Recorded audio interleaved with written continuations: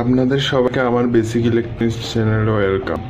আজকে আমাদের প্রধান আলোচ্য বিষয় হবে কালারফুল এলইডি শিট মেকিং।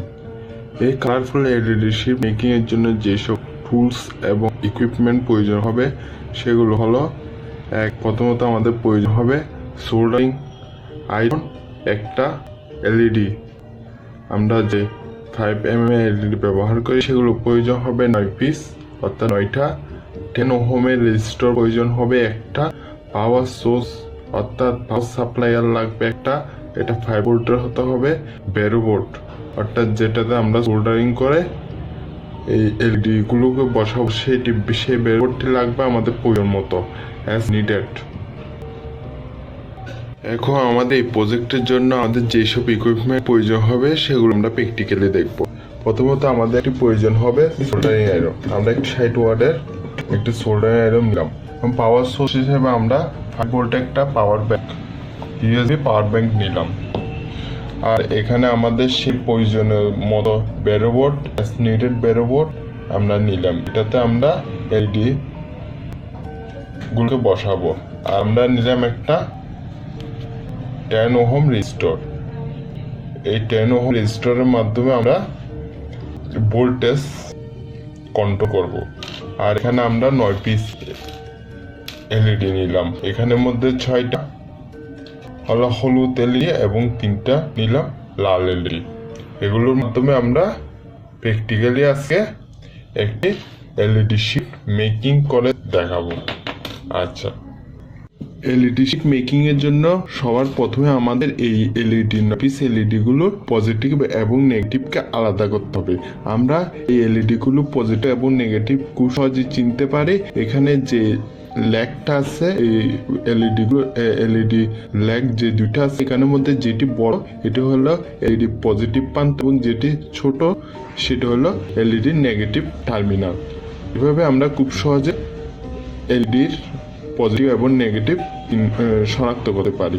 আর একটি বিষয় আছে, এখানে যে এলইডি ভিতরে যে ছোট পার্টটা আছে এটাকেও আমরা পজিটিভ প্রান্ত এবং যে বড় পার্টটা আছে এটাকে আমরা নেগেটিভ প্রান্ত হিসেবে শনাক্ত করতে পারি।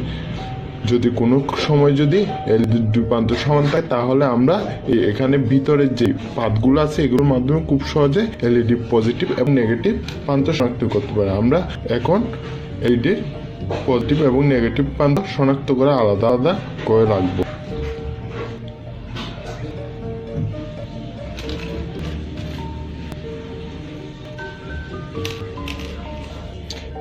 LED positive negative. এখন আমরা খুব সহজে এগুলোকে এই ব্যারো বোর্ডের মাধ্যমে আমরা এখানের উপর পজিটিভ গুলোকে পজিটিভ আকারে এবং নেগেটিভ গুলোকে নেগেটিভ আকারে বসিয়ে দেব।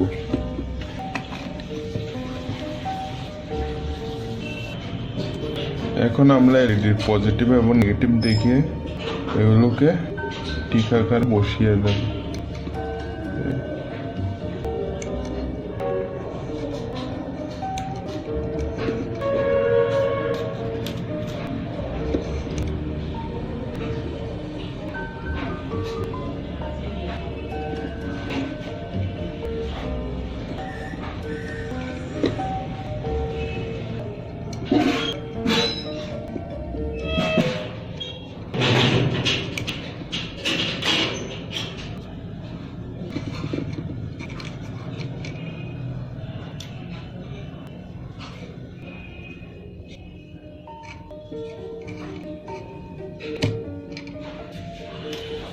এটা লিখে আমরা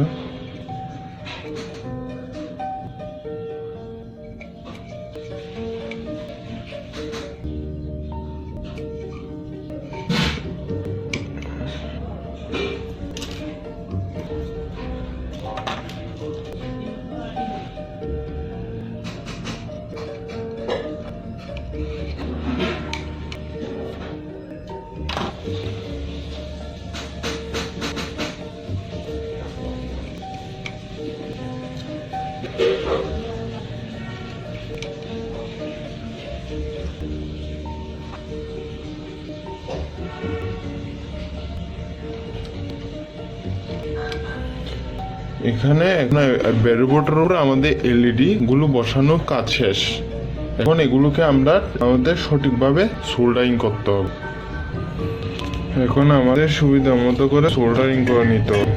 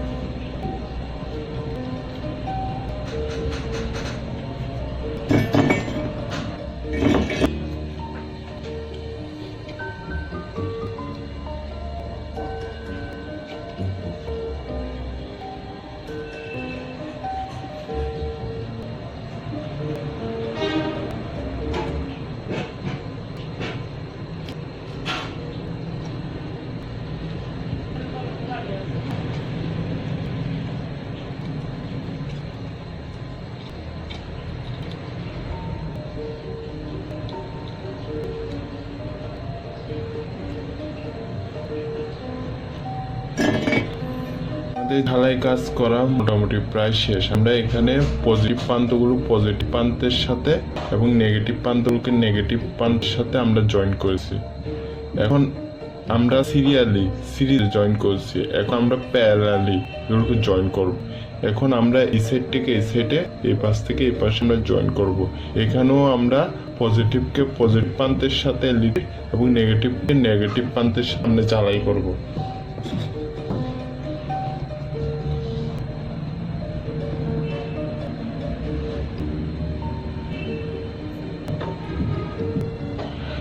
আমাদের ঝালাই শেষ।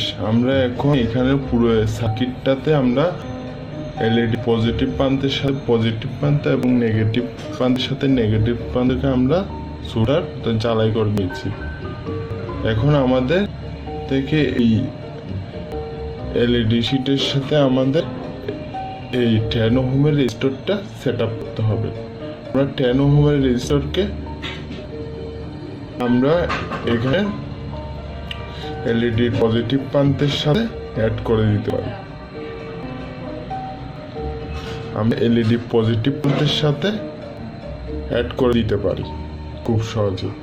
তখন আমাদের এলইডি শিটটা আমাদের 5 ভোল্টের মাধ্যমে রানিং হবে, নয়তো এই এলইডি বাল্বগুলো ফিউজ হয়ে যেতে পারে।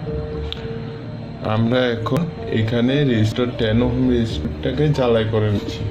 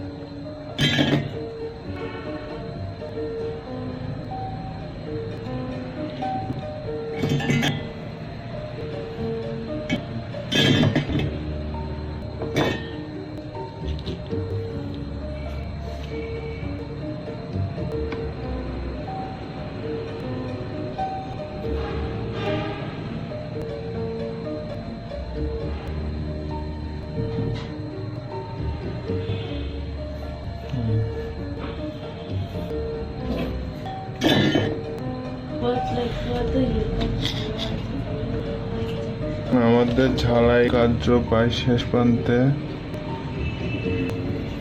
মোটামুটি আমাদের ঝালাইয়ের কাজ শেষ।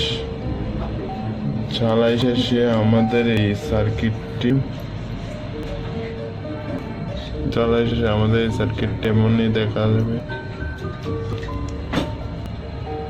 আমরা দুইটা টার্মিনাল বের করে নিলাম, পজিটিভ আর নেগেটিভ টার্মিনাল, যেগুলোকে আমরা ব্যাটারি সোর্সের মাধ্যমে রান করাবো আমাদের এই সার্কিটটা। এখন আমাদের টেস্টিং এর পালা।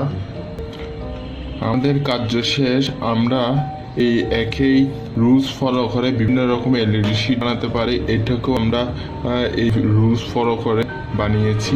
এগুলো হলে বিভিন্ন কালারফুল 3 কালার 4 কালারের এলইডি লাইট। এগুলোকে আমরা একই রুলস ফলো করে বানিয়েছি। দেখতে পাচ্ছেন কি সুন্দর কালার দিচ্ছে। এগুলোকে আপনারা এভাবে একই রুলস ফলো করে বানাতে পারেন। এখানে শুধু 4টা না, এখানে আপনার যতটা ইচ্ছে করেন ততটা এলইডি দিয়ে এভাবে এলইডি শিট বানাতে পারবে।